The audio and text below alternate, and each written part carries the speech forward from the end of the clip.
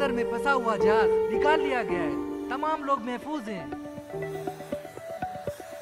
शहर से दूर हूँ पर खबरों से दूर नहीं। तो अभी अपना फोन उठाइए और समा SMS न्यूज अलर्ट्स हासिल करने के लिए SA टाइप कीजिए और भेज दीजिए 8125 पर। समा SMS न्यूज अलर्ट्स, जानते रहना लाजमी।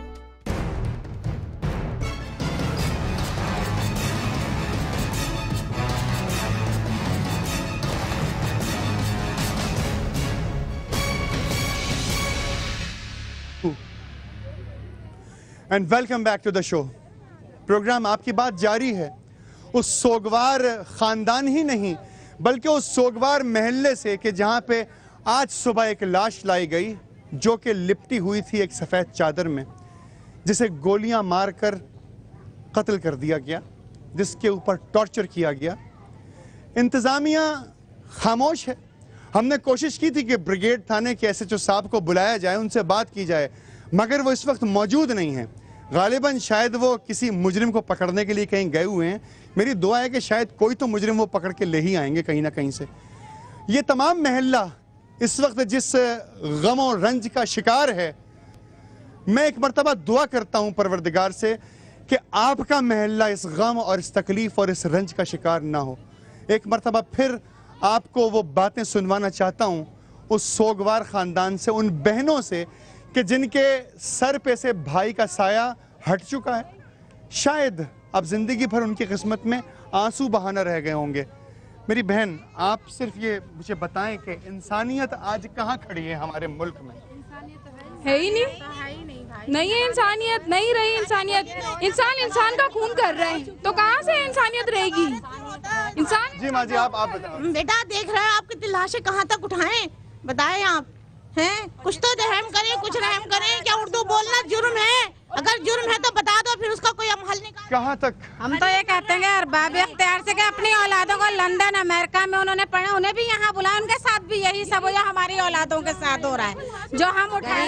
गरीबी मरता है, इंसाफ चाहिए। गरीब मरता है, माँ जी कह रही है गरीब मरता है, इंसाफ चाहिए। अगर आपसे पूछूं तो आप क्या कहेंगे इस वक्त? यही कहेंगे कि कब तक उठाते रहेंगे लाशें, कब तक कुछ करते रहेंगे, कब तक ये चलता रहेगा हिसाब किताब। अच्छा, हमारे पास कोई खबर है इसके अलावा? आज धमाका हो गया, आज बोरीबंद लाश मिल गई, आज 16 लोग कत्ल हो गए, आज इतने लोग जो थे वो बॉम्ब ब्लास्ट में उड़ गए, आज ये कत्ल गारतगरी हुई, आज इस तरीके से दहशतगर्दी हुई। ये सब खत्म करा दें। हम हुकूमत को यही बोलना चाहते हैं ना, बस हुकूमत से कहना चाहते हैं कि ये कत्ल गारतगरी खत्म करा दें। ये खत्म ही नहीं कर सकती। क्या आप समझते हैं कि हमारी 64 बरस की तारीख पाकिस्तान की बिल्कुल बेदाग है?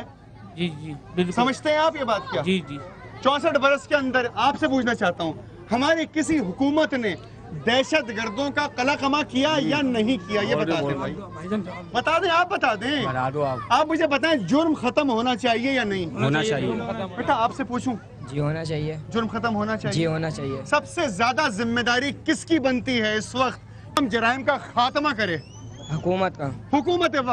हुकूमत वक्त की जिम्मेदारी बनती है। यहाँ बहुत सारे लोग और मौजूद हैं। जनाब, हुकूमत वक्त की जिम्मेदारी है? जनाब, हुकूमत वक्त की जिम्मेदारी है। ये जो माफिया यहाँ सदर में बैठी हुई है और यहाँ पर मासूम नौजवान जो खरीदारी के लिए सदर जाते हैं और वहाँ उनसे अगवा कर लिया जाता है और उनको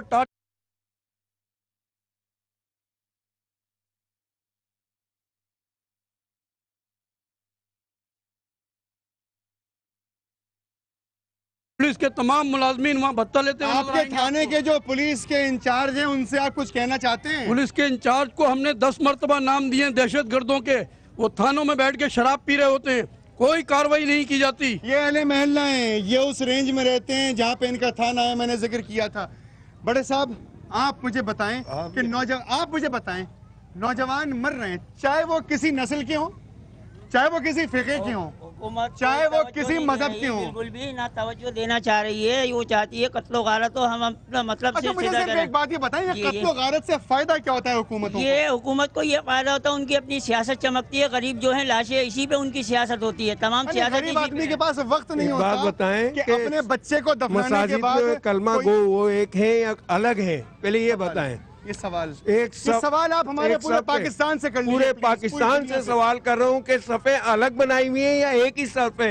वो कलमा गो है, तो फिर कलमा गो का किस तरह से खून हो रहा है? ये सदर हुआ और इतने सदर वजीर बैठे हैं, ये किस लिए बैठे हैं, क्या कर रहे हैं, क्यों कर रहे हैं ऐसा, क्यों हो रहा है? वजीर आजम साहब से और सदर साहब से आपको शिकायत करना चाहते हैं? बिल्कुल, अल्हम्दुलिल्लाह कि ये क्यों एक सफ में खड़े होते हैं, एक नबी का कलमा पढ़ते हैं, एक नमाज में झुकते हैं, फिर क्यों इस तरह से हो रहा है, क्यों खून बहा जा रहा है? लाइन्स एरिया में बात यहाँ तक आ चुकी है, लाइन्स एरिया एक मुतवस्सित तबके से थोड़ा सा लोअर एरिया है।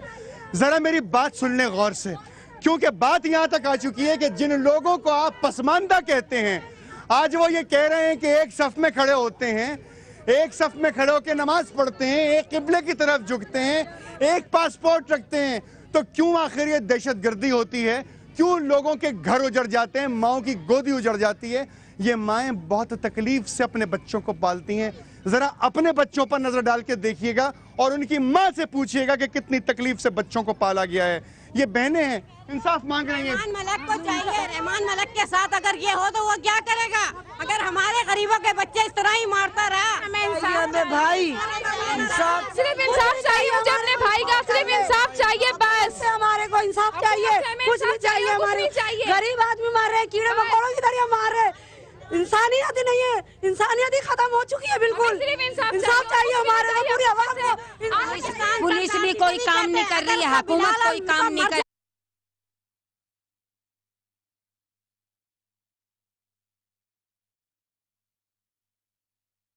ये बातें आप तक पहुंचाई जा रही हैं, बड़े बड़े लोगों के नाम आ रहे हैं। खुदा ना खास्ता अगर आपके बच्चे को कुछ हो जाए तो क्या होगा? किस पे इल्जाम लगाएंगे? किसके हाथ पे खून तराश करेंगे? कौन सी अदालत में जाके अपने हक में फैसले करवाएंगे? जरा सोचें, ये इंतहाई सूरत हाल है इस वतन अजीज में। लोग अपनी जान से जा रहे हैं, जिंदगियां उजड़ रही हैं, घरों के चिराग बुझ रहे हैं। आखिर ये कौन सी सियासत है जो घरों में बच्चों की लाशें भेजने पर उतर आई है?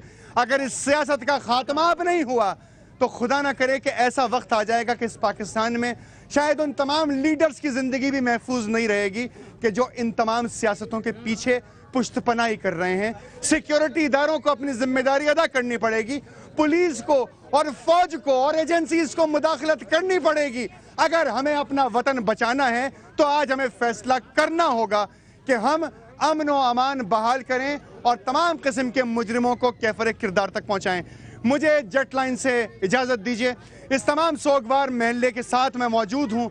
बहरहाल मेरी दुआ यह है कि खुदा ना करे कि किसी और माँ का दिल इस तरीके से फटे जैसे आज शफी की माँ का दिल फट चुका है। अल्लाह हाफ़िज़।